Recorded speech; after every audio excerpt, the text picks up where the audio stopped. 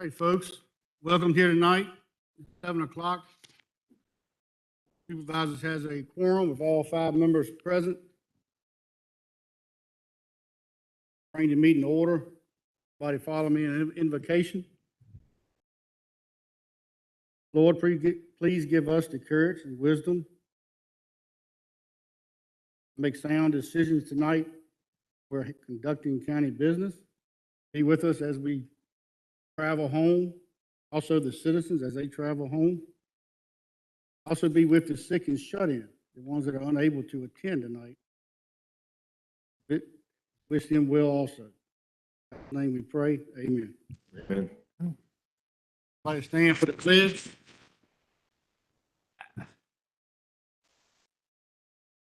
Pledge Allegiance to the flag of the United States of America and to the republic for which it stands, one nation, under God, indivisible, with liberty and justice for all.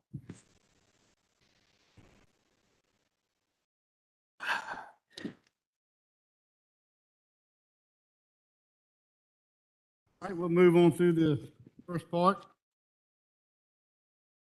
Anybody have any amendments to the agenda? I do have one. Ms. Walsh, the Commissioner of Revenue, wanted to have a presentation tonight. Had something else she had to attend earlier this evening.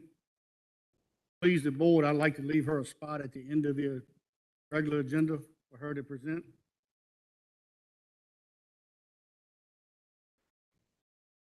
I will entertain a motion to do so. I'll make a motion to approve as amended. Thank you, Mr. White and Mr. Jones. All in favor, signify by raising your hand.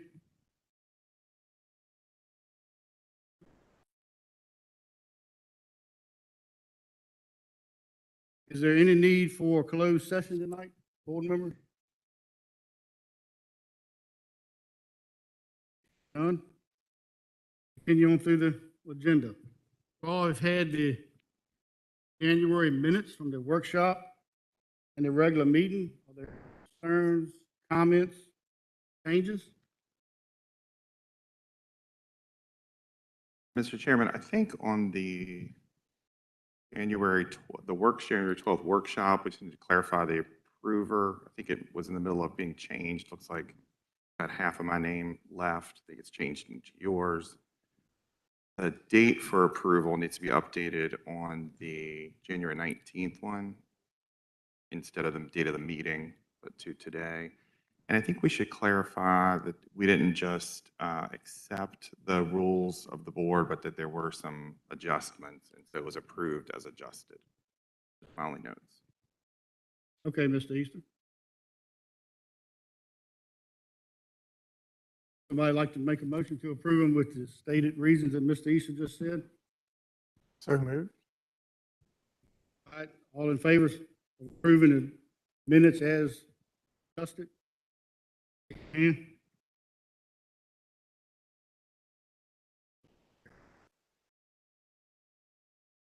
moving on to the financial reports. Had the financial reports in your board book about a week. Any questions, comments, or concerns? Hearing none, I will entertain a motion to approve as a block. So moved. The Easter. All in favor of approving the January financial reports? By raising your hand.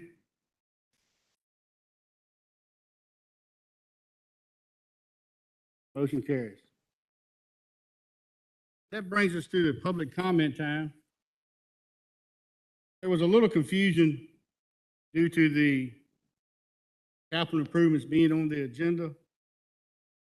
The Kendall building, like Mr. Griles would like to speak during public comment on the Kendall building project. We'll let him go first.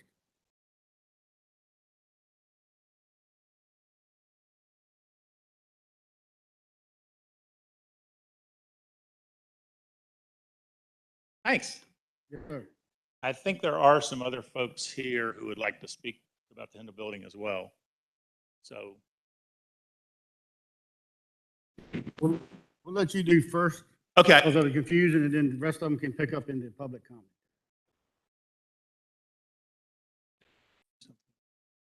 Sorry, good? All right. Yeah, as you know, we presented to the Planning Commission about for the CIP project. And since then, I've gotten a lot of questions and there's been a lot of discussion. And I just want to make sure, as you all are looking at the CIP, that those questions are addressed and concerned. So I appreciate the opportunity to share tonight. Just to recap a little bit, the Kendall Building Committee came together a couple years ago. We spent a lot of time meeting over that couple of years intermittently because of COVID, but a good showing, about 20 to 30 folks at the meetings. A lot of great ideas, a really involved committee. I really appreciate the folks that participated in that process and really provided lots of great ideas. We spent time looking into a lot of uses for the Kendall building, private uses, public uses. We talked to folks about maybe space needed for the county for additional offices, those kind of things, as well as looking at restaurants, residential, co-working spaces, just a lot of both public and private uses for the building. At some point, we had all this information, all these ideas, we need to put those together. And so we decided to do a feasibility study, and the board actually approved having that feasibility study done, and we got that completed. And the feasibility study did a lot to help us understand what the best use of the Kendall building was. And it made it very clear that private use wasn't the right use for the Kendall building for a lot of reasons. They looked at demographics, they looked at the size of the building, they looked at the location of the building, looked at the flow of traffic through the village, those kind of things. And it just didn't work as for a private use. They also talked to some developers and got some feedback from them, and they confirmed what they had found through the feasibility study. So the obvious use was public use. And so we talked about that. Like I said, we had talked before about needing additional office space and those kind of things. And at the time we talked to the county about that, there were not any requests for that space. So we looked into the use for a community center, and feasibility study came back very clear that a community center was the best use for the building. So that's what the feasibility study said. The committee kind of looked at that and said, okay, that's a feasibility study, but what does the community say about that? So we went and talked to the folks at Parks and Rec, the library, the schools, county extension, and said, you know, you all are familiar with the Kendall building. You're familiar with the activity that was going on in the county, at least pre-COVID. Obviously that's changed a little bit now, but we expect that hopefully soon to change back. And based on their input, it became very clear to me that and to the committee that the Kendall building provides a great location for a community center. It provides room sizes that are unique to the county public space right now. It's bigger than some of the rooms and smaller than some of the rooms, so it fills that niche between. And there are a lot of ideas and uses out there for it. So we actually looked at the building itself and said, you know, how would we use it? Maybe the basement, a weight room, and this feedback is from Parks and Rec and library. You know, these aren't just my ideas, but ideas we put together. Maybe in the basement, a weight room that's more geared to folks that are toning as opposed to building muscle, where you have the weight room in the gym. It's more for folks that are building muscle. So you can have those folks targeted. Also, the bathrooms would be in the basement of the Kendall building and large enough to support activity around in the sport and the athletic fields and those kind of things. On the first floor, we looked at what I kind of call a vocational educational complex, where we would have space for the county extension activities and those classes that they're doing, what I would call the learning center, where you work on GED and those kind of things. Maybe another room would be the continuing ed center, where we'd work with some of the local colleges and universities and bring them in and have classes taught there. And the other room one of the rooms would need to be a kind of an administrative type of room on the first floor. So that other room would be more of a industrial technical type center where you do some training, technical type training to support the businesses that are in the county. And then the upstairs we see more as a arts complex where you have fine arts classes for painting and sculpting, that sort of thing. Another room would be designed to do wood crafting, pottery, those type activities. And then the front room, which is currently 2 rooms, but originally was an auditorium, would be turned back into an auditorium. And that space would be for the Performing Arts Center, local plays, those kind of things. And I think also, you know, when we start talking specifics about how we're going to use the building, there's again a lot of ideas, just like there were when we were originally trying to figure out what to do. I think the building would have to be flexible. You'd furnish it in such a way that folks could use it for multiple uses. It wouldn't be just what you're talking about. I think that Performing Arts Center would be a great place to hold board meetings, like maybe this meeting, planning commission meetings. It's smaller than this room, so I don't think people would feel like they were swallowed up, but it's big enough to house the number of folks that are in here. So a lot of multiple uses there, a lot of flexibility with that. I think that addresses most of the questions I've gotten. If you guys have any other questions, I'd be glad to answer those questions here or in the future as you're looking at this. I really encourage you when you get to that budget process to think about doing something. I'm not sure there's going to be any better information going forward about the Kendall building. Like I said, the committee did a lot of work, spent a lot of time, brought forward a lot of ideas. So I think, you know, now I know things change in the future, so there might be changes that affect what we've done. But at this point in time, we really put a lot of effort into this and really vetted a lot of the ideas to make sure that we are making a recommendation that's a sound recommendation to the board. And so we feel pretty strongly that it'd be a good time to go forward with turning that building into something that's contributing to the community again. That the community center is the way to do that. Thank you, Mr. Grimes. You're welcome.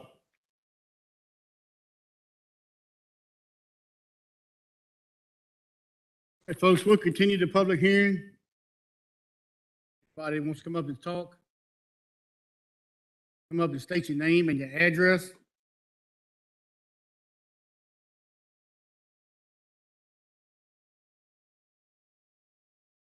Good evening. I'm Michael F. Whitaker, 12110 Genito Road at Mason's Corner in Amelia. And I'd like to give a little bit different perspective on the Kendall building in support of that. I concur with Jay that the Kendall building is a shared county public run entity as a community center, perhaps in conjunction with parks and recreation would be a good idea. I have 3 aspects of that. First of that, I've heard from Amelia citizens express a need for a county community center, especially for youth, ever since about 1965. Secondly, the Kendall building seems to be a next logical structure for the continual county-led series of rehabilitations of public properties. These have included over the years the 68-69 addition to the performance stage of the War Memorial Gym. That building itself acquired for full public use in 1965. Also, there was the continued use and upgrade of Russell Grove High School since 1950 when it was built as the County Public Education Entity. The 1990 rehabilitation of the 1925 Amelia High School, Amelia County High School, and 1950 elementary school complex, which is today the county administration building. And it's also in the 1990s, early 2000s, a restoration of old Russell Grove School as a community facility and home for the school board. Finally, in more recent years, there have been grounds improvements to the county lot, football, baseball fields, the Big Bottom, which is a soccer field now, and the former school playground today bounded by Five Forks Road and Dunn Street. I'm saying the Hindle Building, if it's restored viably, it could stand as an exemplar if it's successful for future useful upgrades of also the 1939 shop building, closed cottages in, and I assume the public building, and the plant and lower floor of the 1958 Jackson building. In fact, from a restorative and economic impact tourism perspective, the Hindle Building and/or any of those structures I just mentioned in the village could long-term form a part of a courthouse squared centered historic district, as I once proposed to the county administrator. And final consideration, as a taxpayer, like most people here, I do remain leery of exorbitant and wasteful county expenditures, especially given recent and current trends, i.e. the rate of inflation, which will eventually go up in our property tax if you guys aren't careful.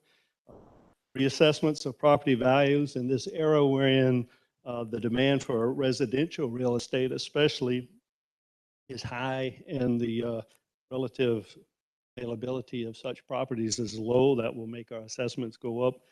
And finally, there have been also reevaluations that have led to property tax increases, for example, on privately owned woodlands that were formerly considered as farmlands.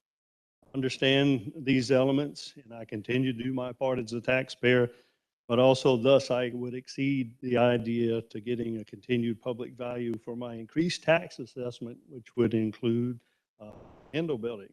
Thus I asked you through your due consideration and pragmatism to include and perhaps elevate the restoration and use of the Kendall building as a community center and ongoing and future county capital improvement.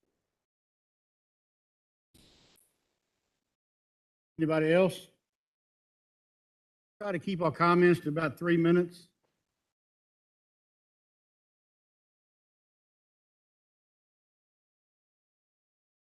Get you, Sean. You're getting a little closer each time. I've been reading in the Monitor about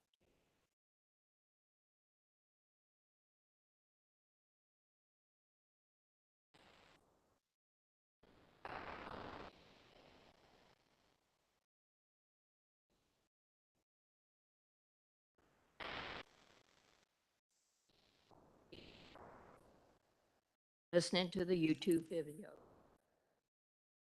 As scientists, information organization,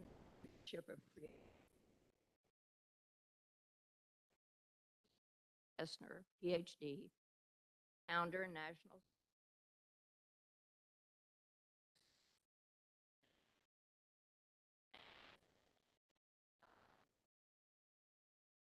oftentimes Dr. Best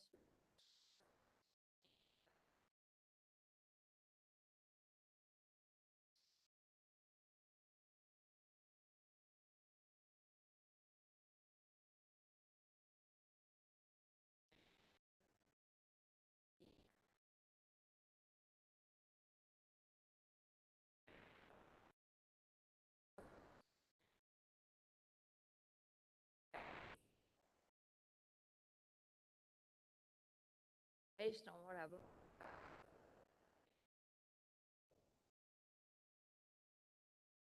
Is my understanding.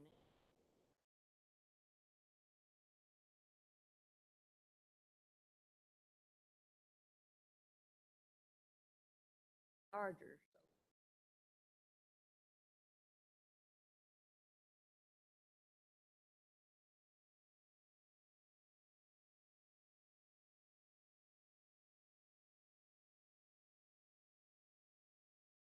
Is an interest that torch energy company.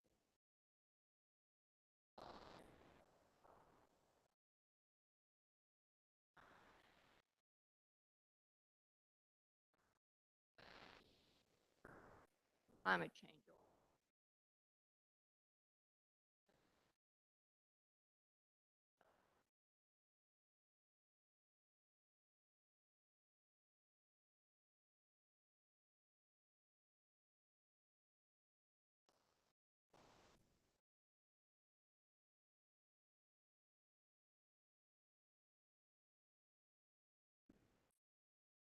Slide over to the mic. Thank you. I remember all too well the war on coal by President Obama.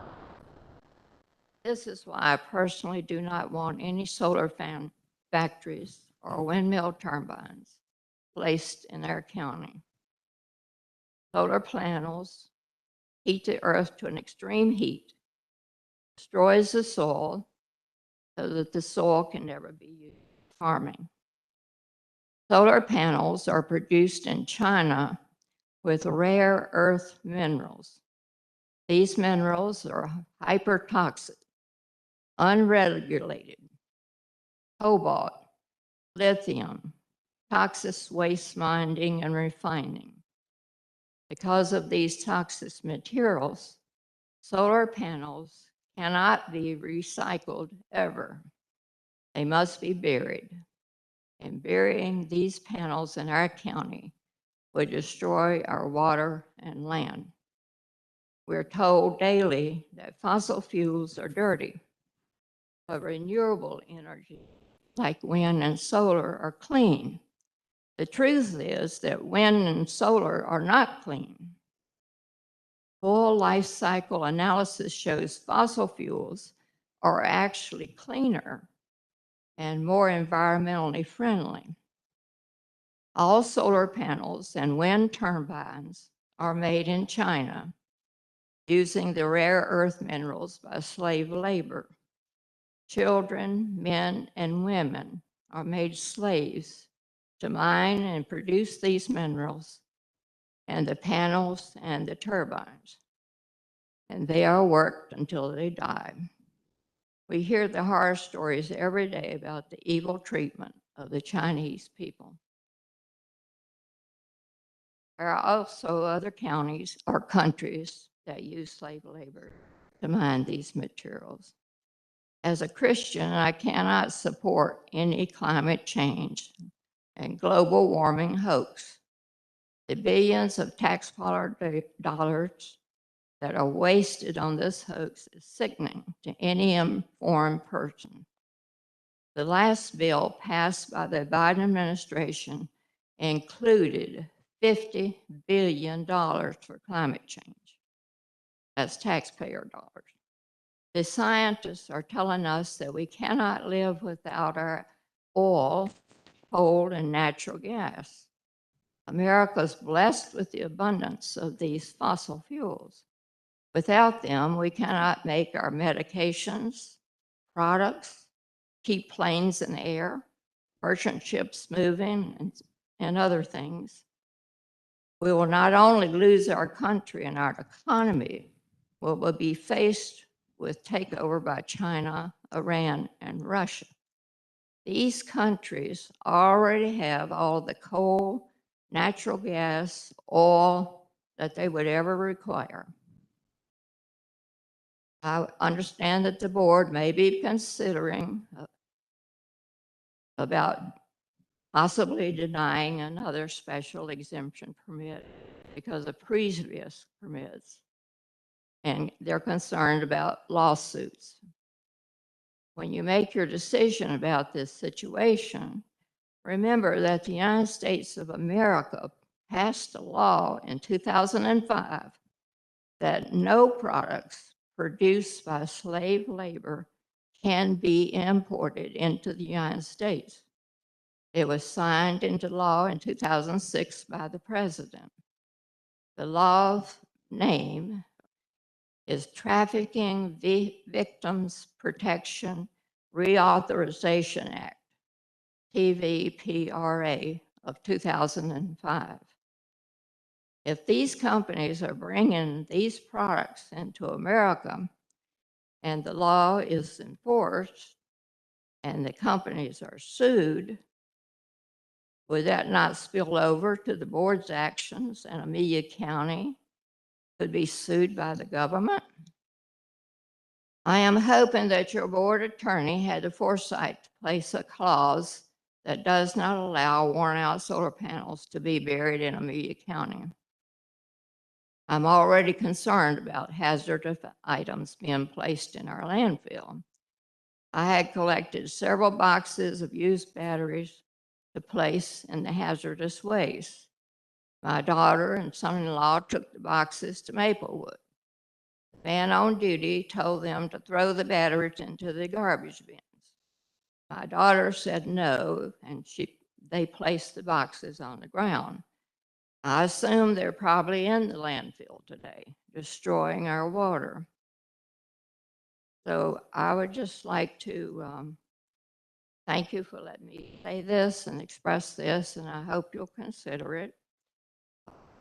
One other thing that I might mention is that the Amelia County website has not been updated.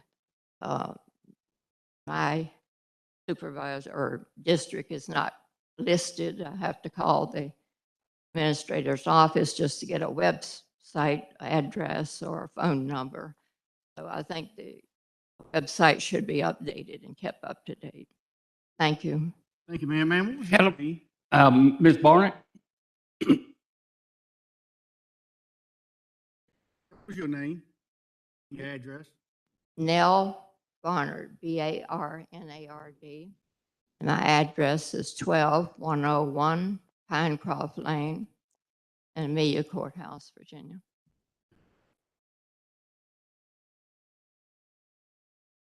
Anybody else? Please keep it to about 3 minutes. I speak? Can you hear me? Yes, ma'am. Okay. My name is Elizabeth Bradshaw Paget, and I am one of the granddaughters of Rosa Jackson Corder.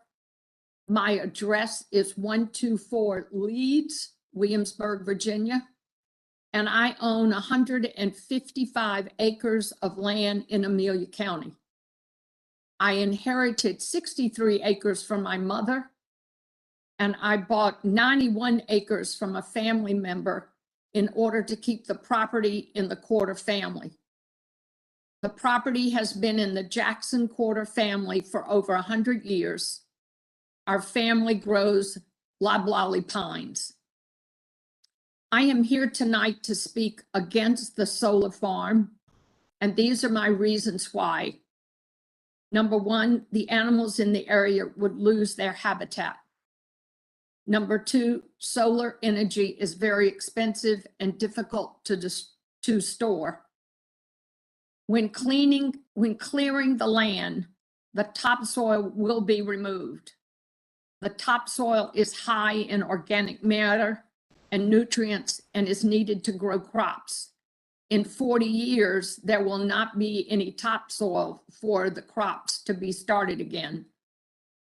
Number four, the roads in the area of the planned site are narrow, and it will be difficult for large equipment to use the roads with normal traffic. Number five, I attended the planning board meeting virtually, heard all the comments from the citizens. Also, I listened to the board's discussion and their vote. The planning board voted unanimously to deny the solar farm structure. I hope and pray that the Board of Supervisors will deny the solar farm as well. Thank you. Thank you, ma'am.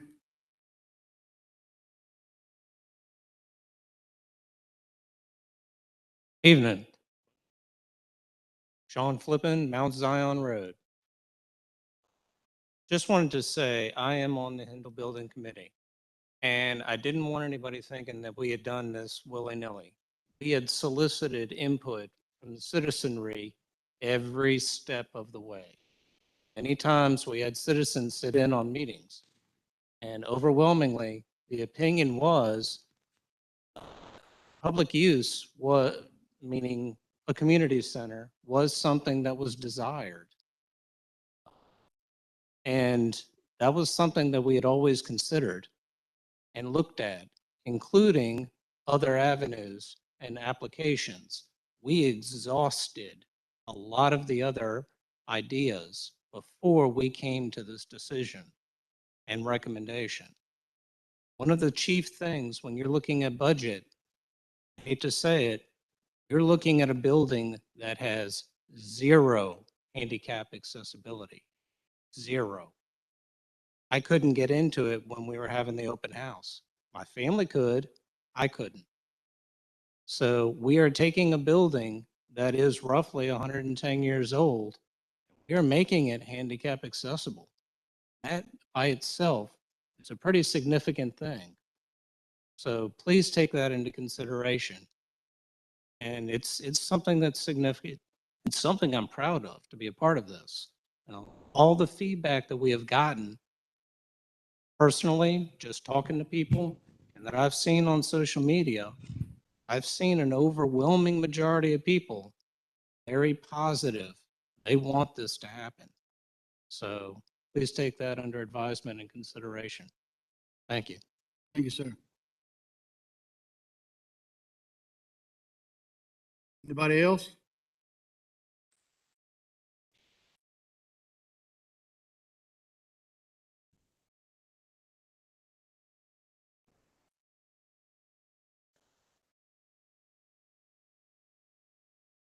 Good evening. I'll try to keep my comments brief. I'm Glenn Hinkle, District 4, 12700 Butlers Road. I serve on the building committee as a member, also a member of the Historical Society. I am in support of this board adopting the recommendation of Planning Commission, placing project CIP. Also urge the board to consider somewhat. This county made a significant investment 12 years ago. Subsequent made a significant investment years ago. I replaced the roof. This county has a reputation to be proud of in recent times for adaptive reuse of historic buildings. We have in a county in recent times that has placed a value its history. Some of our more distant neighbors cannot say the same thing. So I would urge you recognize that, prioritize it appropriately. Thank you all.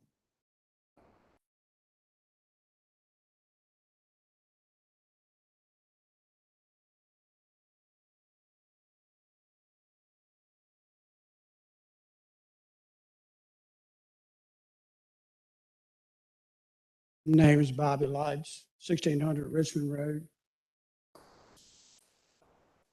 Welcome some of the new members here. Some of the stuff that's going on in the county. It's going to be a rough future. We know that.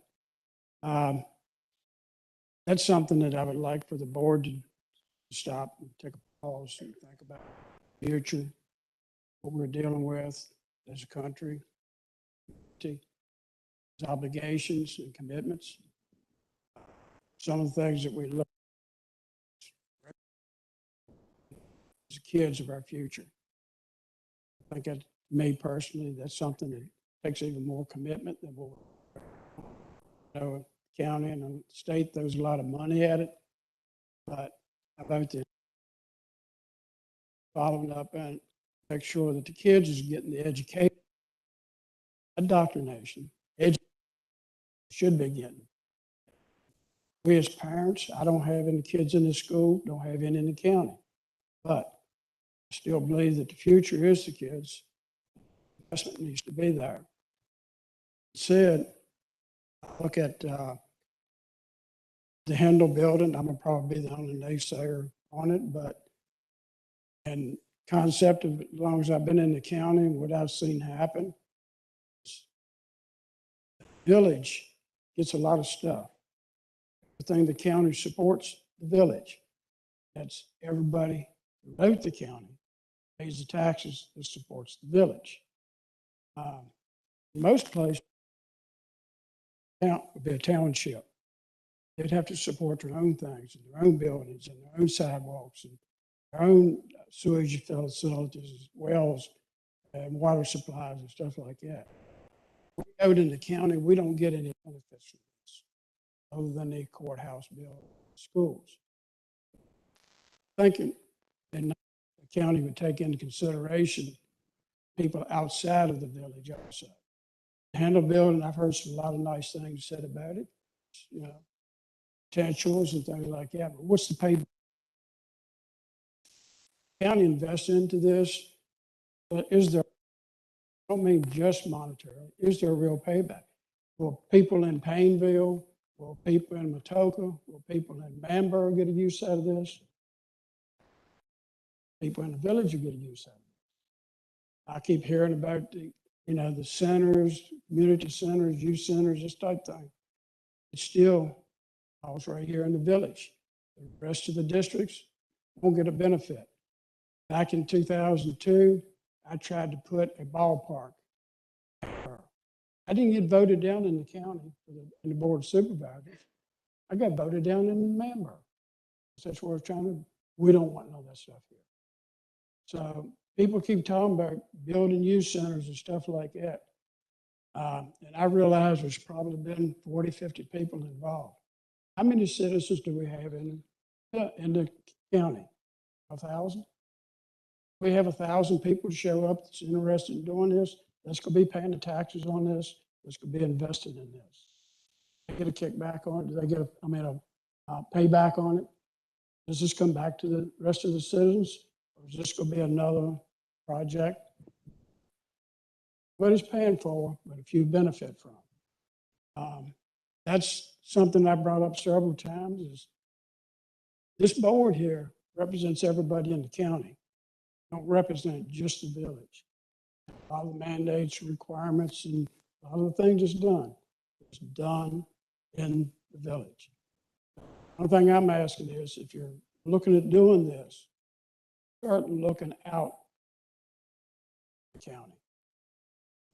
We out here in the outer edges need things also. Nothing ever happens out there. Just like I think I see something coming up right now where we're going to change taxes on automobiles because they're worth more now. Older cars is worth more. We would change the taxes on the older cars and stuff like that and reappraise them.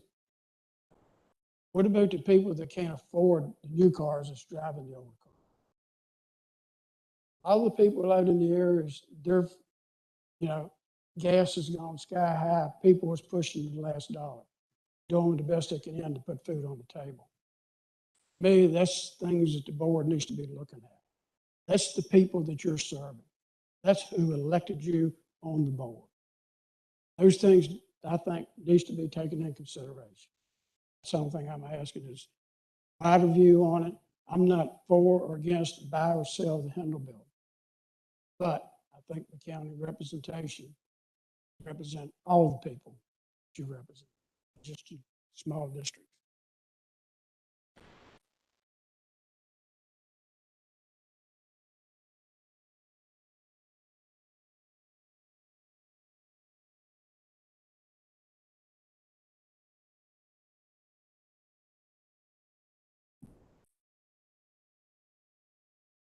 Hello, Board.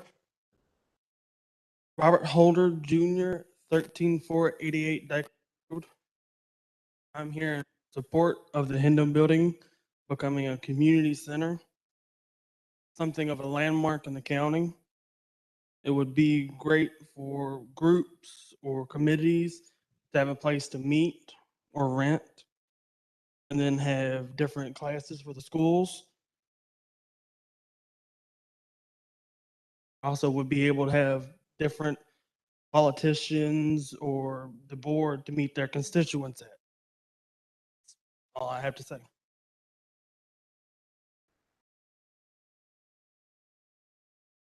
Anybody else? Harvey, do we have any emails?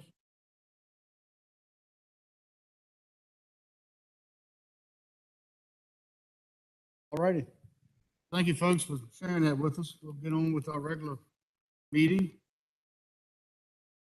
Brings us down to our monthly VDOT report.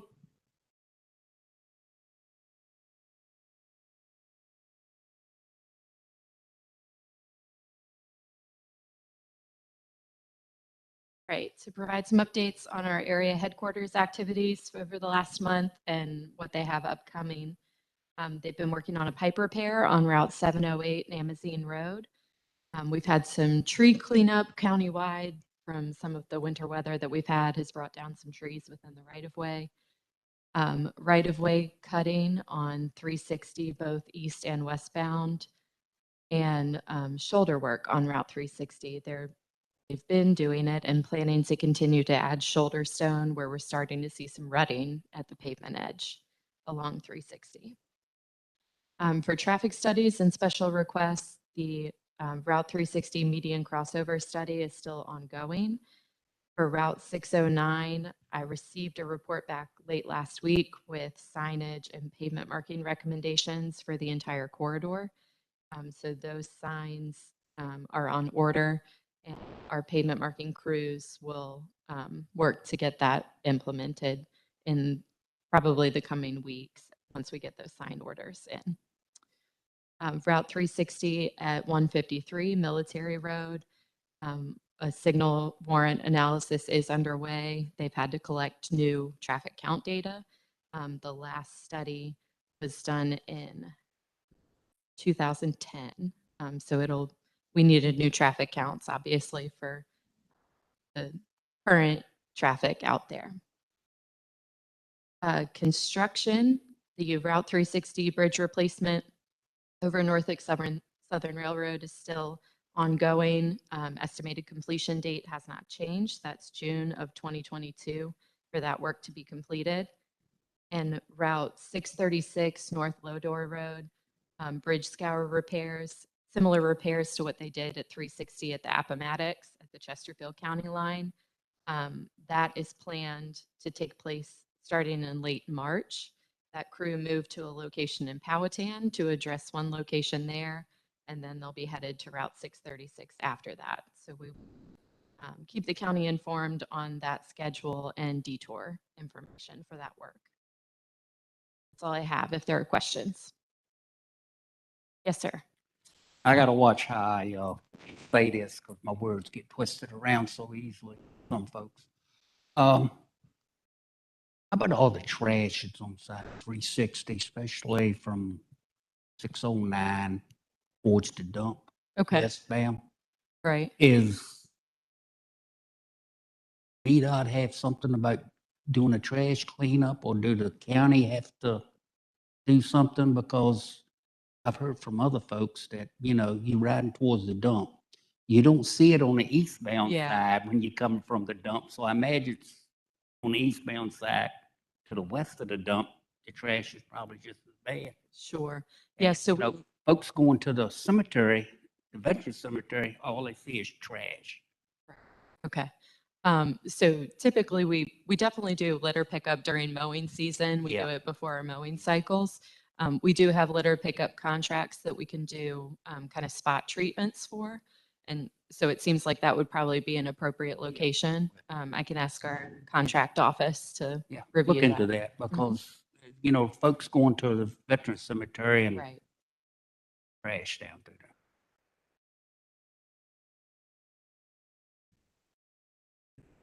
Questions?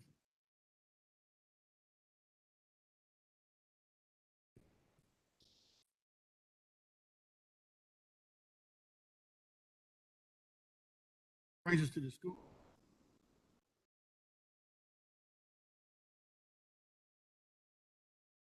Good evening, Mr. Chairman, members of the board, Mr. Harvey. I promise I can keep this within 3 minutes. Our current K-12 enrollment is 1582, pre-K enrollment 1657, and ADM is 1569. The month of February is School Board Appreciation Month. We recognized our board members and our clerk for their hard work and dedication. Last spring, a group of Amelia County Public Schools staff, parents, and members of the community started the strategic planning process. At the February board meeting, the school board approved the final strategic plan document.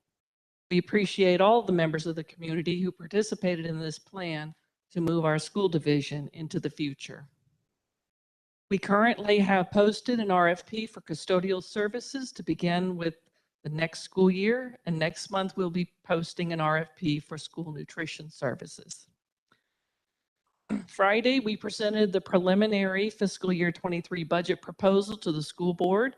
The presentation and detailed budget document are available in board docs. This is a preliminary budget because we've not yet received information on Governor Youngkin's budget. We hope to hear something next week. I'd like to thank the members of the Board of Supervisors who were able to attend the presentation. Once we have the official proposal, we'll be happy to provide a presentation if you would like. Finally, with financial reports, you should have a copy of the January financials in your documents. At this point in the year, we would anticipate revenues and expenditures to be at about 58%, and we are well below that at 43.5%. In January, the cafeteria shows a net income of over $161,000. And the cafeteria has also welcomed a new director from Chartwells. His name is Justin Snyder, and he has over 20 years of experience in dining services. So we're excited to see what he will bring to our program. We do continue to have supply and chain and delivery issues, but we're working with that as best we can. Any questions? Board member? Thank You're not on 3 minutes. No, I understand. That brings us to the Supervisors Committee and Activity Report. Jones? I had the pleasure of having my first committee meeting this morning in Farmville at the CRC. And I've learned a little bit and do basically grants.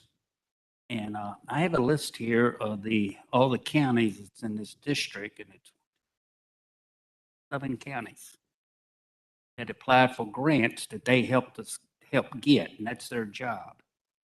Amelia, it's pitiful how many grants we applied for and received compared to the other counties. That's money that we can get. It's there for for us if we apply for some of these grants. Talking about the Kendall building, I don't know how exactly that would work with that, but something to the effect that maybe they need to pursue it a little bit more. Because when you look at some counties getting $500,000 grants and Amelia only got $76,000, that's quite a difference there in the grants. Plus, they awarded so much money to these here homes that they help build for the folks that's down on their luck, I reckon is the best way to say. And it looks like every county but Cumberland and Amelia got money for this. Something else we need to look at. Because it's there. You just got to apply for it and get it. And I asked them about it because I said, I'm new to the board. What should be done about that? And they said, well, no one's been really up pushing it to get these grants. I told them, well, I hope that changes now. It's money there. If they don't give it to us, they're going to give it to somebody else. That's the way I look at it. Thank you.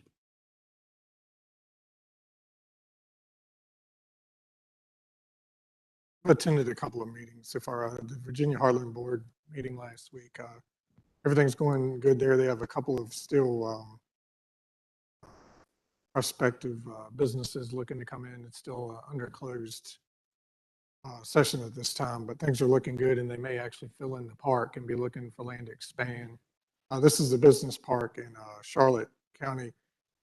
If you ever drive down 360, you can't miss it. It's where the Tiger Cat dealership is, right there in the middle of nowhere. So things are going good there, and these are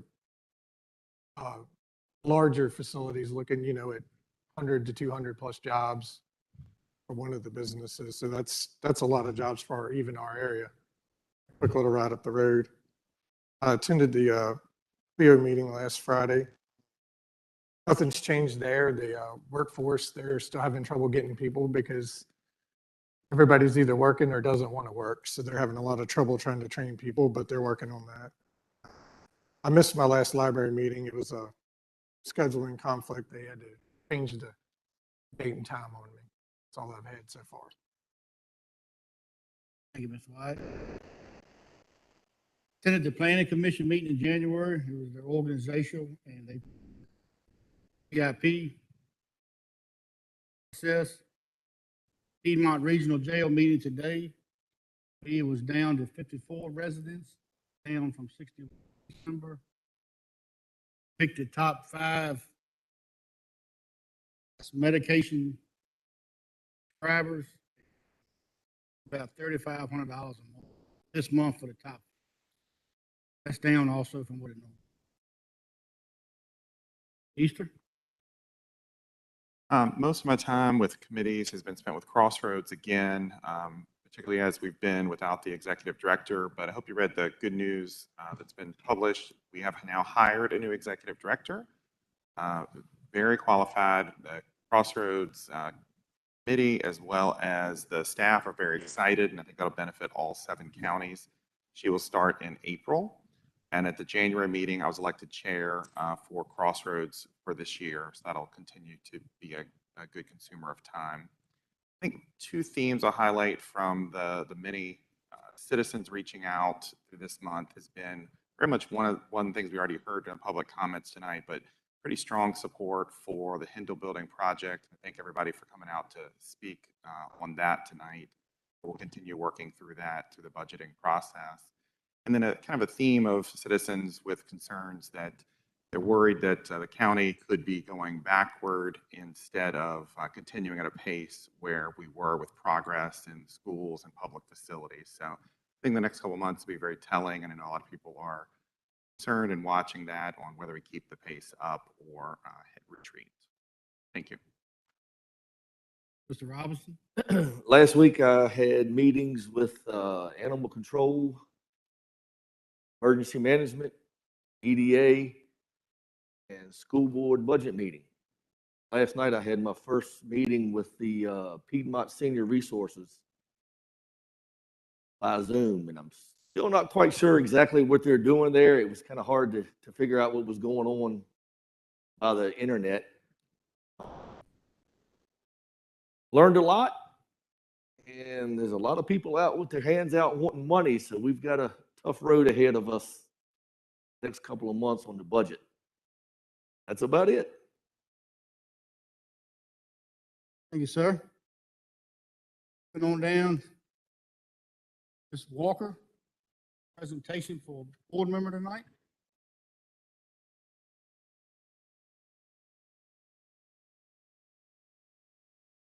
Good evening, Mr. Chairman, members of the board, Administrator Harvey, county staff, and citizens. I'm Carrie Walker, Coordinator of Programs and Development of the Virginia Association of Counties, also known as VACO. To provide some background about VACO for those who are unfamiliar with us, we were founded in 1934 to serve and support your efforts as county officials. We support counties through our advocacy programs, our educational programs, member services, and communications efforts on your behalf.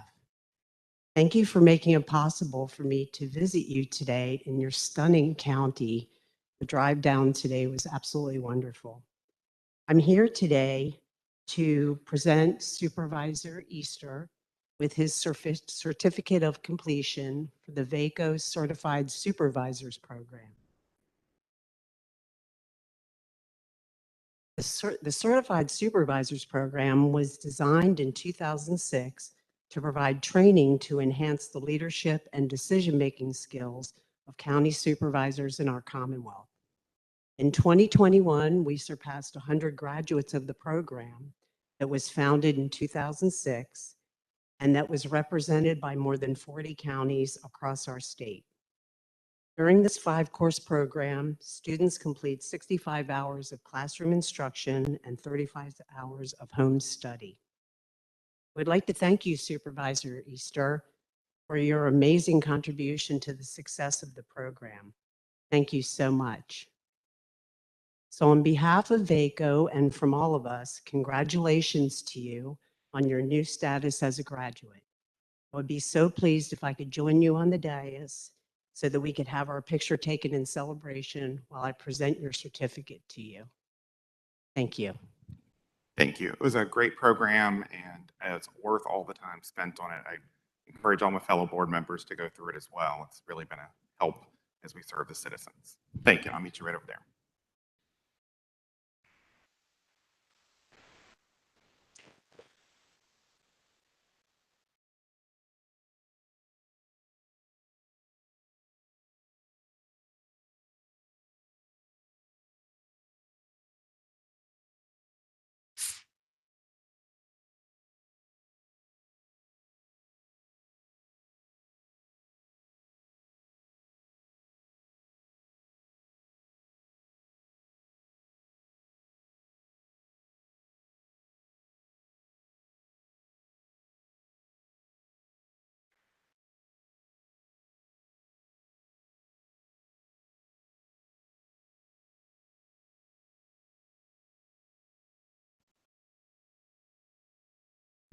Congratulations, Mr. Easton.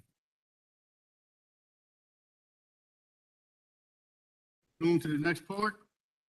I'd like to call F. Whitaker, Mr. Gleason, and Mr. Carol Barnard up on the stage.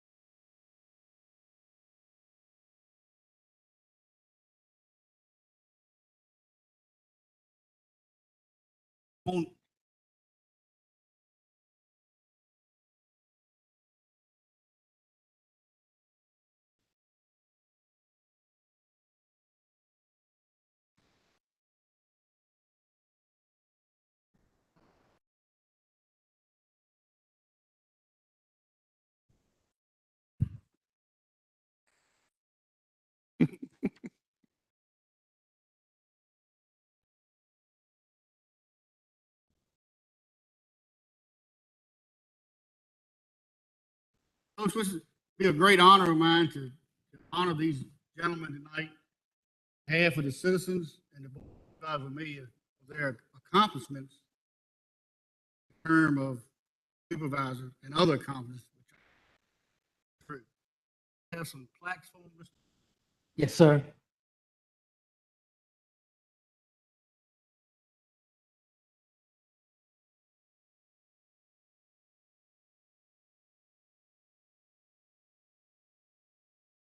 I'm gonna have to read this because the way I can remember all of it. Mr. Whitaker. Mr. Whitaker served 5 terms, 20 years on the Board of Supervisors, services as an appointee to the Crossroads Services Board, board liaison to the Amelia County Industrial Development Authority, service on the James Hamler Public Library Board, board liaison to the Maplewood Landfill Advisory Committee, appointee to the School Board Facility Committee, and Deputy Director of Emergency Services. Congratulations, Mr.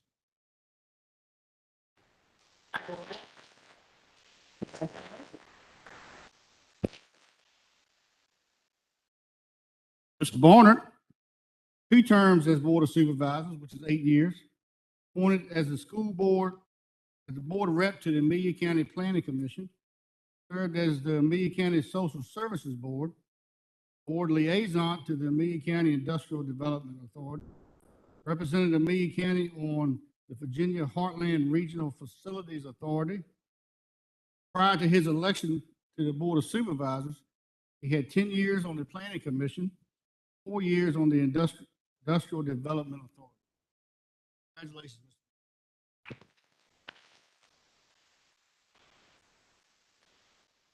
Mr. Congratulations. Mr. Gleason. Mr. Gleason served Served 2 terms on the Board of Supervisors, total of 5 years. Served as the chairman of the board. Served on the Piedmont Court Services Board, appointee to the Commonwealth Regional Council with several years as chairman. Served on the Piedmont Regional Jail Board, board liaison to the Maplewood Landfill Advisory Committee, and deputy director of emergency service.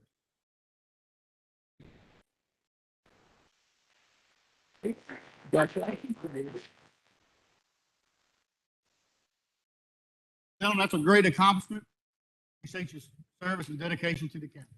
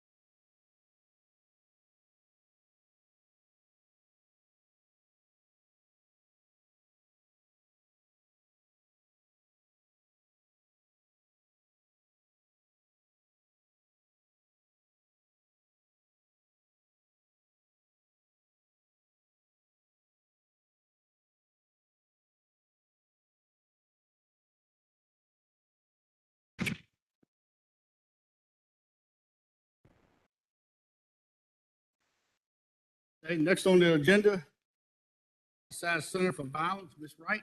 Yes, thank you. Good evening. My name is Christy Wright. I'm a board member of the Southside Center for Violence Prevention, the Agency of Madeline's House, the Domestic Violence Program and SAVE, and the Sexual Assault Victim Empowerment Program. First, I'd like to thank you for the opportunity to speak with you tonight and for your continued support. Secondly, I'd like to share with you our efforts in 2021. We continue to provide free and confidential services to include counseling and crisis intervention, advocacy and empowerment, education, resources and referrals, and shelter to victims of dating, domestic violence, and sexual violence, such as sexual harassment, sexual assault, and sex trafficking. We continue to provide these services to victims who reside in Amelia County. In 2021, we served 3 individuals from Amelia County, providing a total of 120 shelter stays. As you may remember, in 2020, we expanded our therapy program by having all of our clinical staff trained specifically in play therapy. We expanded our food donation program to community clients and established ourselves as a facility sheltering not only animals, but in families together. And we continued those programs in 2021. Similar to last year, we had to make accommodations for COVID-19.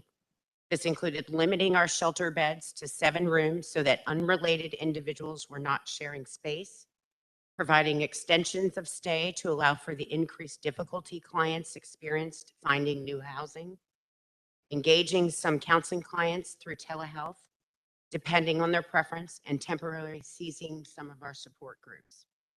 While we continued to offer the same advocacy and accompaniment and outreach services, we found that there were times when our accompaniment was limited by the other facility due to their COVID restrictions, in which case we then provided accompaniment to some in office parking lots, seeing that festivals, fairs, and events were canceled throughout our counties. As we move into 2022, we look forward to being able to resume services as normal. Additionally, we have worked this past year to obtain a second shelter location that focuses on providing services to male victims of domestic and sexual violence. While we have always served men, we were limited in how we could provide those services. For example, we've had to place them in hotels instead of offering a supportive communal living environment. We are now able to offer the same level and quality of service to all of our male victims in the county. Thank you very much for your time. Are there any questions? Ma'am, thank you.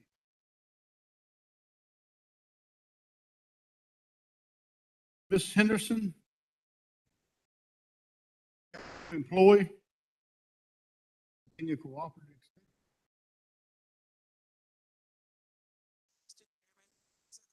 Mr. Harvey and of Amelia County.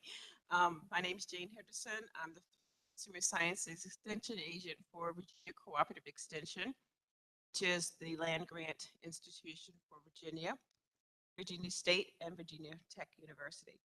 I am here to introduce our new Agricultural and Natural Resources Extension Agent and express my sincere gratitude for you all supporting us in making sure that this happens today. Mackenzie Gunn. My name is Mackenzie Gunn. Excited to be here as extension agent. I have a background in aquatics to be bringing peace to this area. I also have a background in plant and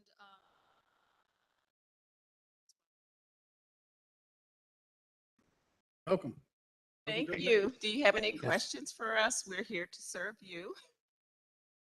Thank you for all you do.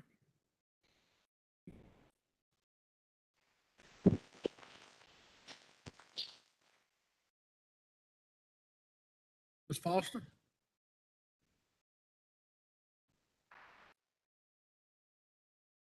Good evening. My name is Melody Foster. I'm the Executive Director of the Commonwealth Regional Council. I'm here to present a membership refund check, but I did want to briefly give you an update of our services.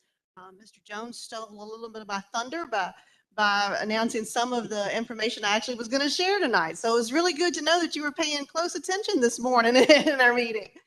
We really enjoy having you join the Commonwealth Regional Council and hope to work with you and the county on projects in the future. This past fiscal year, we've been very busy. We have brought in a total of $2,084,750 in grant for the entire region. As Mr. Jones pointed out, locally, in local funds for Amelia County, that was $76,500 in grants. But we had regional projects that include all 7 of the counties, that all the counties benefits from these projects, totaling $250,125. So when you combine that with the $76,500 from Amelia, and if you divide that evenly, then truly Amelia County received more around $112,232 in local funds. Some of the types of projects that were locally funded was broadband expansion. Some of that came from the CARES Act fund that earlier in COVID during that year could be acquired. And the regional projects, some of the ones that we're working on currently that again benefit Amelia County is election security, working with the registrar's offices on that. Emergency planning assistance. We've got a lot of emergency planning programs that we're working on in all 7 of the counties.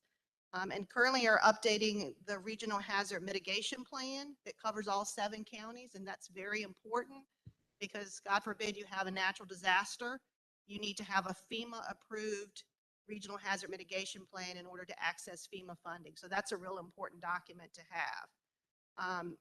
I know each month we send a copy of the CRC's items of regional interest to Taylor, and I know that it's always included in your packet, probably more as an informational item, but we do that so that you understand what our types of services are and what we're working on every month. So I hope that's helpful to you to try to keep you informed.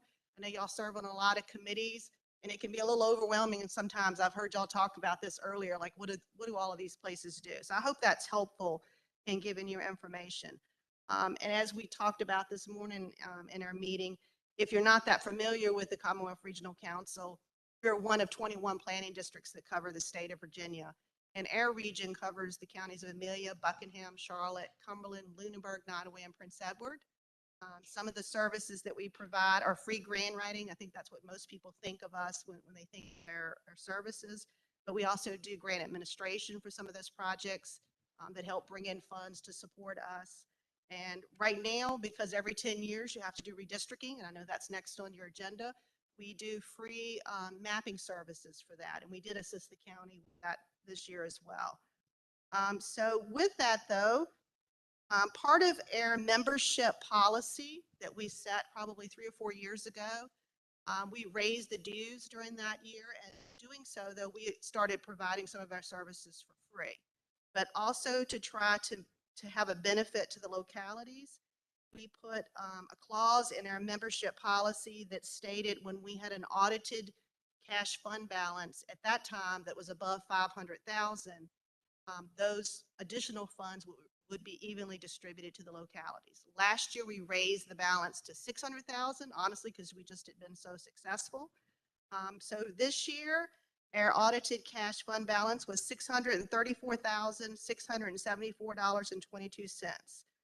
So that overage amount was $34,674.22. So evenly distributed, the County of Amelia is receiving a check of $4,953.46.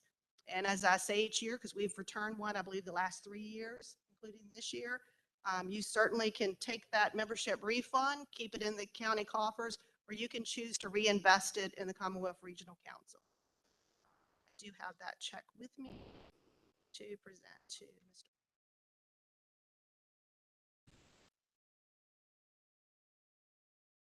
Thank you, ma'am. Thank you, Ms. Foster. Does the board have a pleasure on this tonight? Refunded.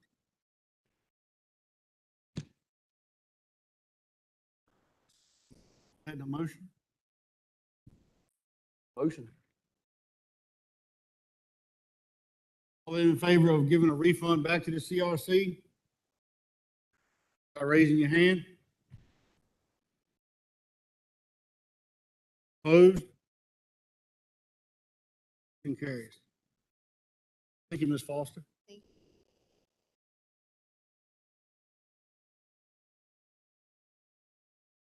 All right, brings us to our community development. Looks like we have a public hearing. Steele, would you like to lead us into that?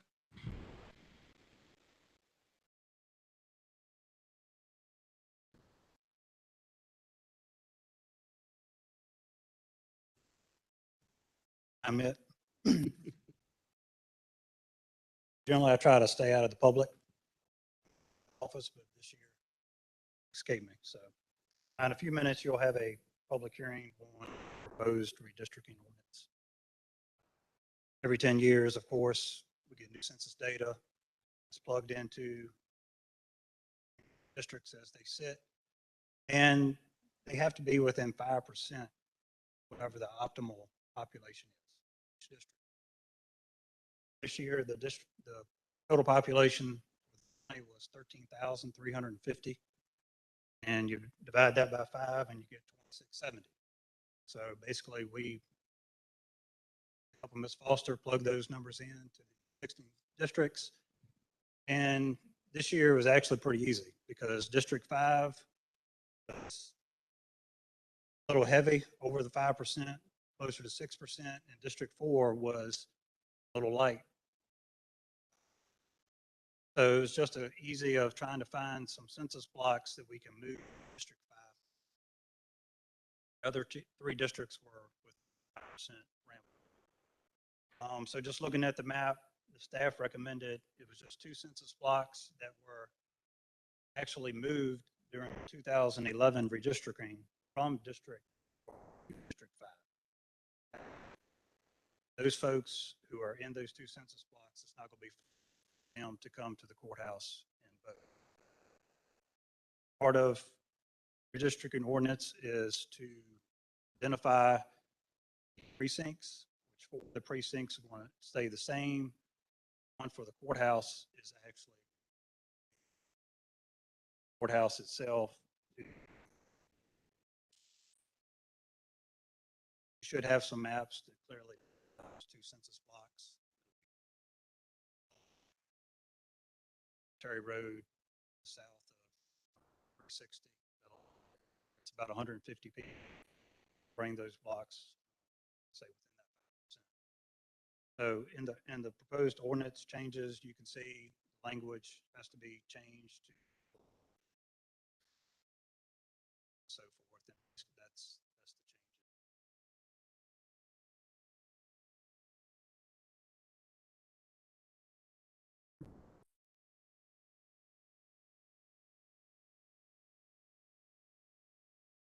At this time, I will open the public hearing for the redistricting. Anybody wants to speak for or against it? Up, name and address.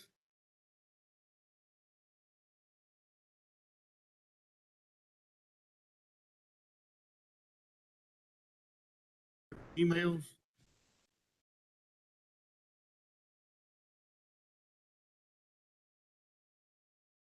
All right, at this time, I'll close the public hearing. Any supervisors have any comments? I'd just like to thank staff and CRC for their work on this. As you said, it is minimal change, which is good, but does put us in, as we remain in compliance. Thank you. We'll entertain a motion. Somebody wants to make one? Make a motion to approve the updated ordinance as presented. Thank you, Mr. Easter. Motion on the floor. All those in favor of approving this ordinance as presented, raise your hand. All opposed? Motion carries.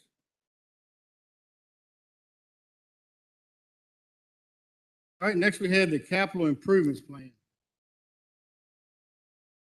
I think what we are actually doing tonight is receiving the plan from the Planning Commission, their recommendation. Has everybody had time to look at it? Questions? Mr. Chairman, do we need to make a separate vote on the polling place change? That's a legal change? Does that just go along with the redistricting? I think it's separate. Can we get some guidance? I can take care of that.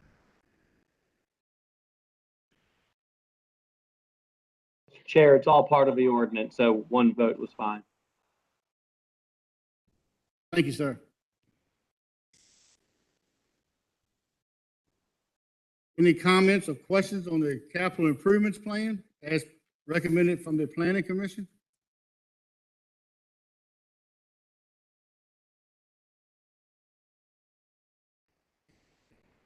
No, there's no real action needed from you all. It's just guide as you go into the cycle.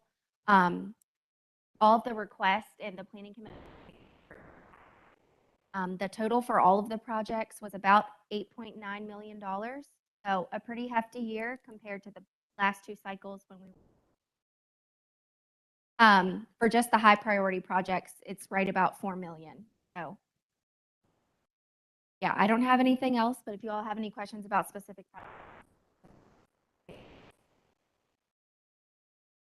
Any board members have questions from Ms. Steele? Thank you, Ms. Steele. We'll move on. Starting with old business, we have a committee appointment. The Social Services Advisory Board. Robinson, would you like to lead us in that? Well, I'd like to make a motion that we appoint Rose Mastracco. I hope I got that right. For the Social Service Board. Sent out a bio to all the members. I think she'd be a great fit for it. She said she would accept it. Thank you, Mr. Robinson. Does any board members have any questions or concerns? We've all read the bio. Assume you're putting that in the motion, Mr. Robinson? Yes, sir, I would. All those in favor of the motion to nominate Ms. Rose Stracco to the Social Services Board, raise your hand. Opposed? Congratulations.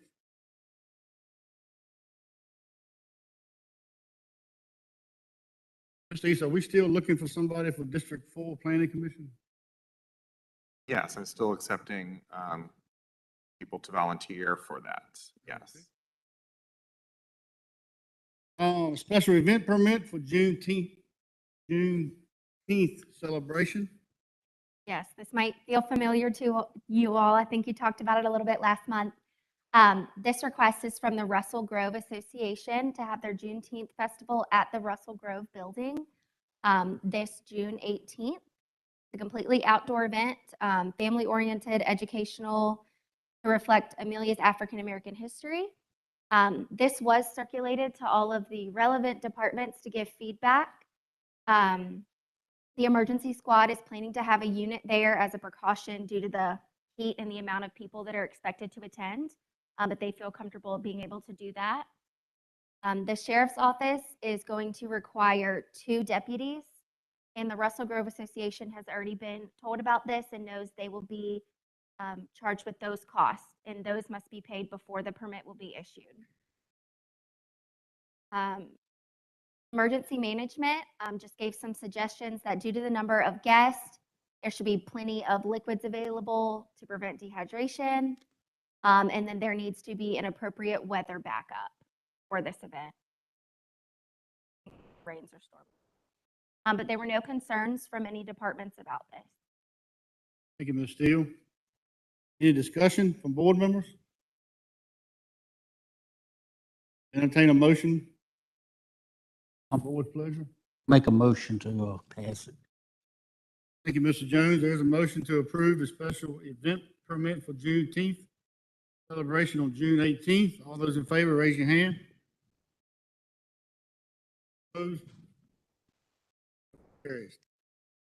Thank you, Ms. Steele. Ms. Walsh, are you in the crowd? We'll do Ms. Walsh's presentation tonight.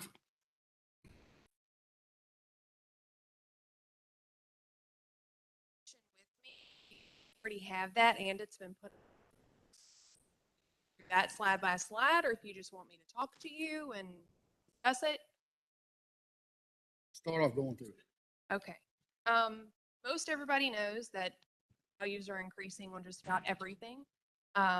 Vehicles seem to have taken a massive jump in their valuation.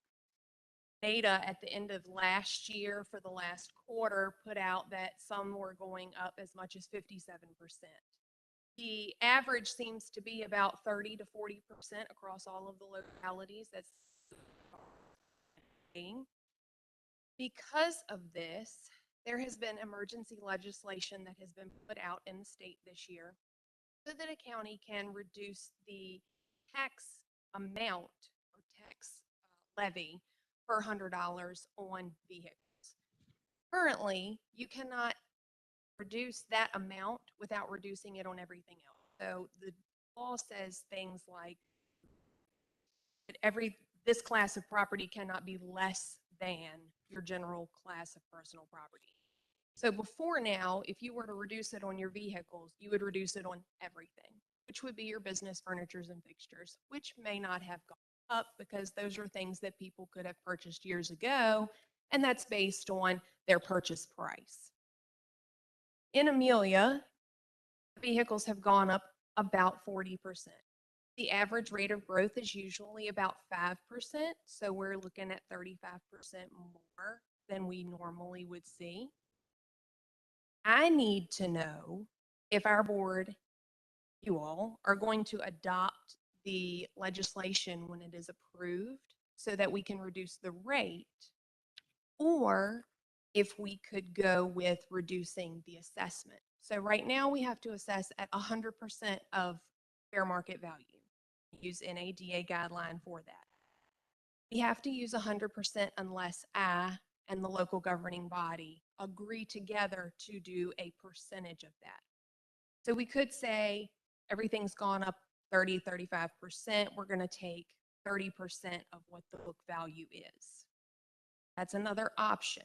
That option is going to take much longer for us to do, and it's not exactly user-friendly with the system that we have because of the state tax relief and how that gets applied to the vehicles.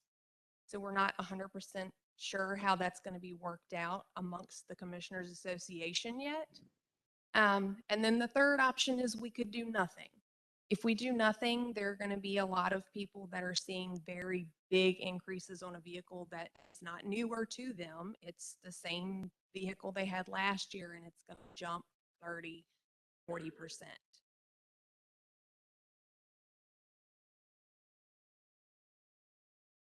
Board members have any questions?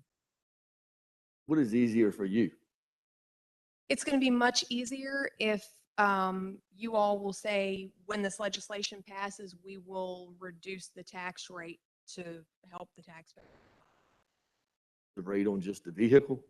Yes, just the vehicles. So let's go clarify that. Yes. I've spoke to a few counties on it, some of these other meetings. Can we just take a percentage off the total at the end? How is that difficult for you to do? Say do a flat 30% off the total of what they would owe? It'd be the same numbers, but would that be simpler for your office? No.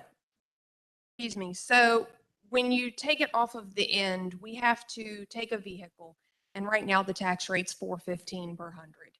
So you take the $4.15 and you apply that, and then somebody might have high mileage. So we take 20% off because they have the high mileage. Then the state tax relief goes on. So the state gives us the PPTR, which I come to y'all in June every year. It's the same dollar amount every year, but it gets smaller and smaller because we get more vehicles in, or the vehicle values go up. So we have to calculate that so that it is figured, and every single dollar in the county gets that same percentage applied to it. So when we go applying other percents, things can get kind of wonky. The system only allows right now for 1%. So there are some counties in the works with Bright to ask them, can they even add another way to take the percentage off? It seems that it would just be more simple to right out of the gate take 20% off of the tax rate. Problem is when you lower taxes, people are going to kill you when you try to raise them back up. This That's is the issue. true, and they have added into the legislation that this is going to be like a 1 to 2 year option. So this is an artificial situation because the car manufacturers, it's got yards full of brand new vehicles that the part is in a container sitting out in the middle of the ocean that they can't get. So it drives the demand for the used up. Yes. When this thing levels back out, When we went through the recession and the values started decreasing, did we increase the percentage to the consumers in the county because they were now going to have to pay less? I mean, I think I have a hard time understanding when we charge on a percentage all the time based on the value. When the values go up, we're talking about making an adjustment. When the values go down, I don't recall us ever making any adjustments as a county to do that. We have not made an adjustment based on economy as long as I have been in the county. But it's never been this dramatic either. Steve. It is. The county's costs are also, I'm worried that we're making, any decision we make now would be so early in the process, and understand the time constraints that you're dealing with too. So early in the process, we don't yet have the forecast for what our own general revenue is going to look like, et cetera, to know. Like, we could make this decision to reduce it and then find we actually have to raise other taxes to compensate because the county's costs are going up pretty dramatically too.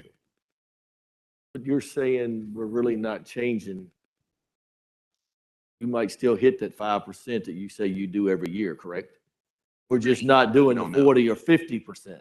So you could even look at it and say, you know, I'm telling you that it's approximately 40% more. You could say we don't want to give back the whole or the whole amount. We still want our growth plus a little.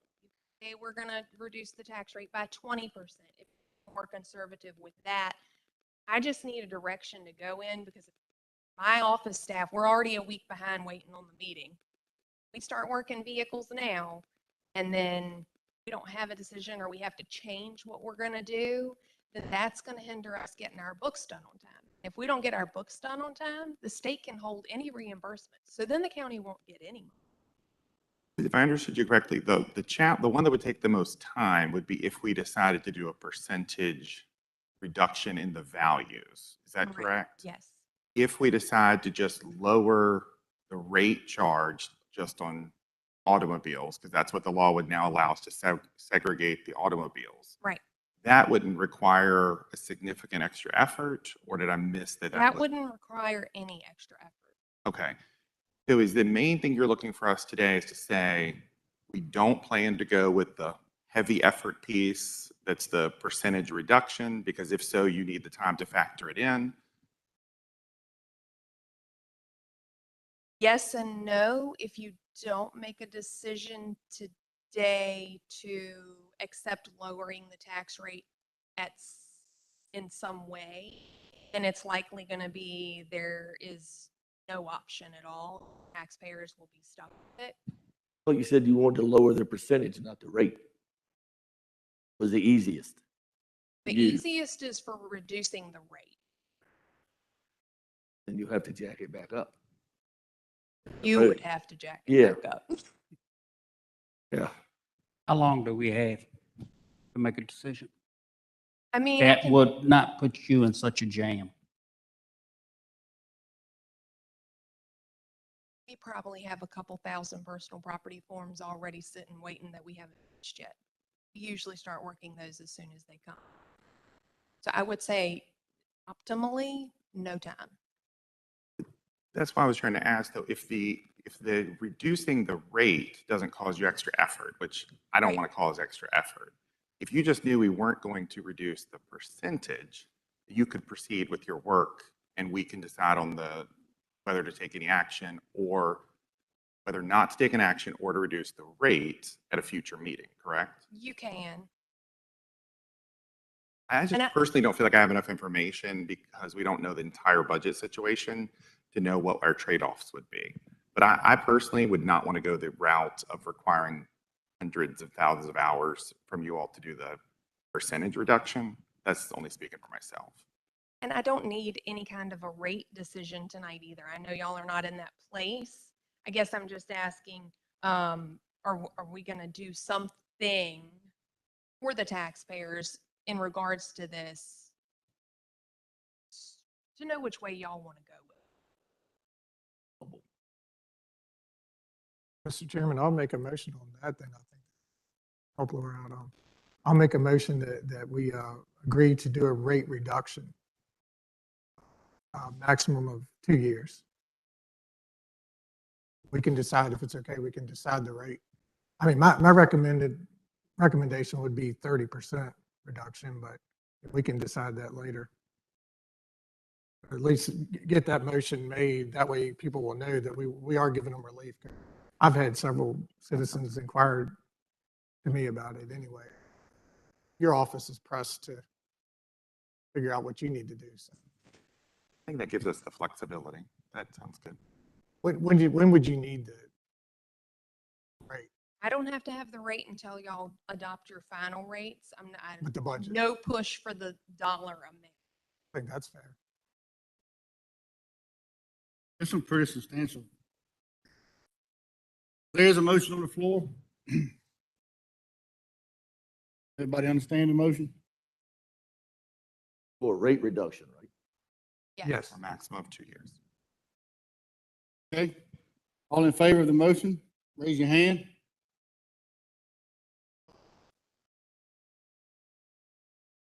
Thank you. Thank you you. for working me in tonight. Thank you for coming.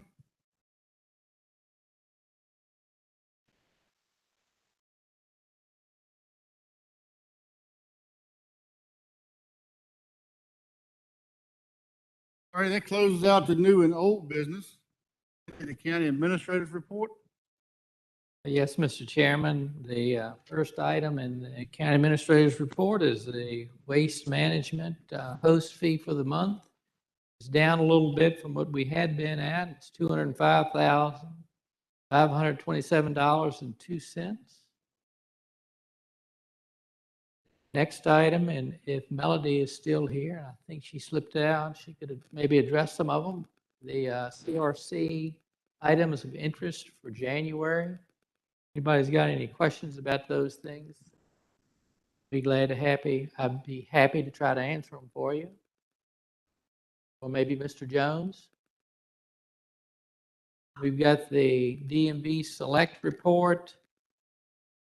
The amount collected for the state this month was $63,726.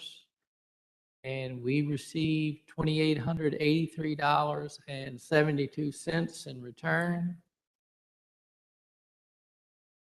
Then we've got the steps audit.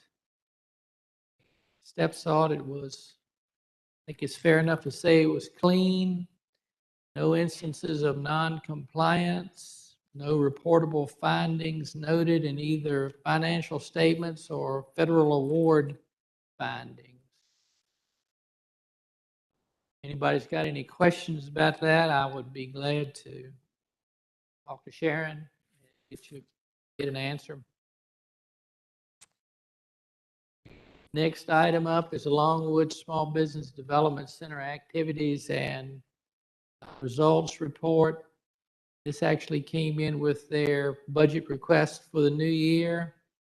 I think the notable numbers are they served 18 potential and existing small business clients in Amelia with consultant and training. 11 of them were existing and 7 of them were potential.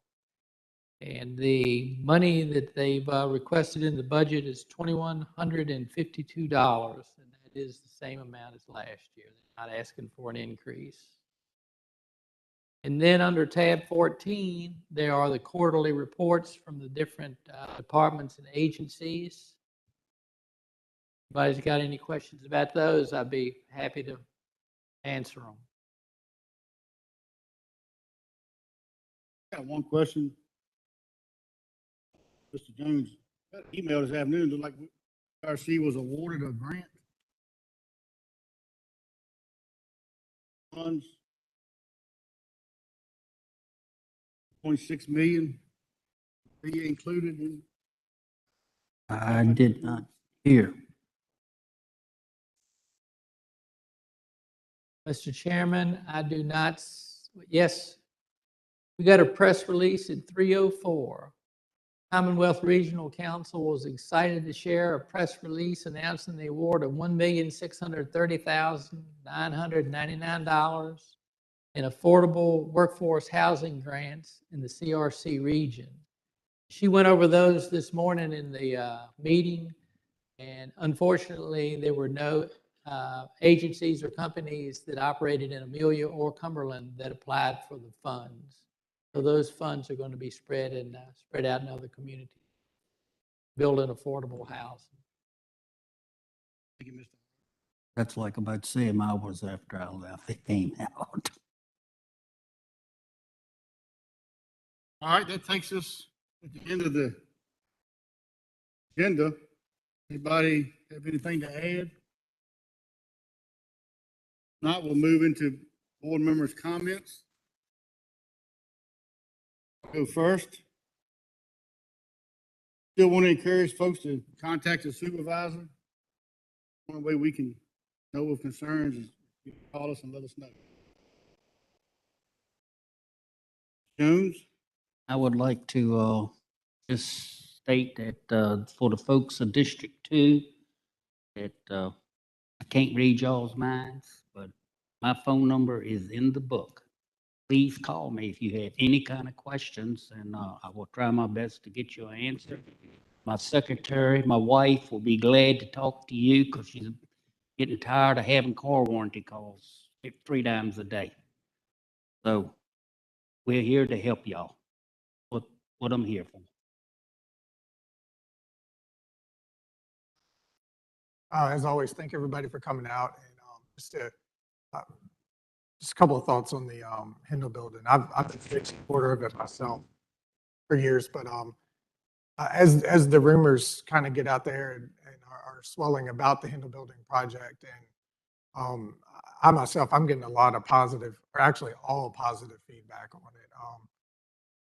There's no doubt there's a need for office space, meeting space, community center area.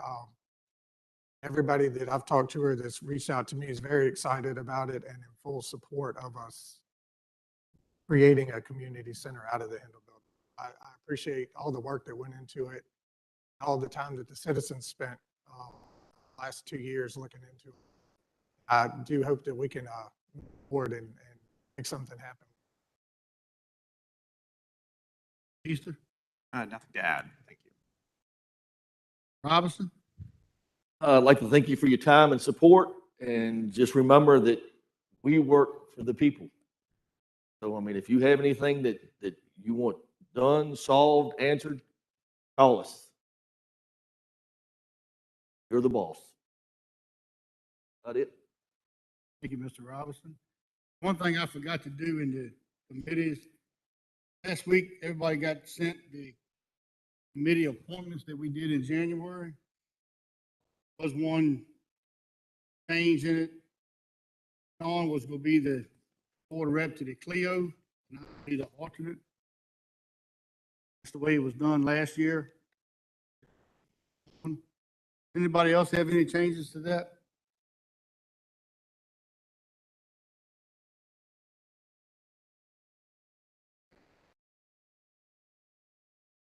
Do we have any need for a continued meeting?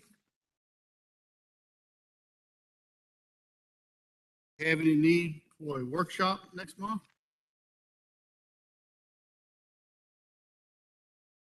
Ms. Cave has possibly, she just sent out an email about 2 possible workshops or continued meetings, however we do it after the stated meeting next month, start the budget process. He has 2 scheduled. If we need more, we can always, they should be ready after our regular. Anybody have anything else? Take a motion to adjourn.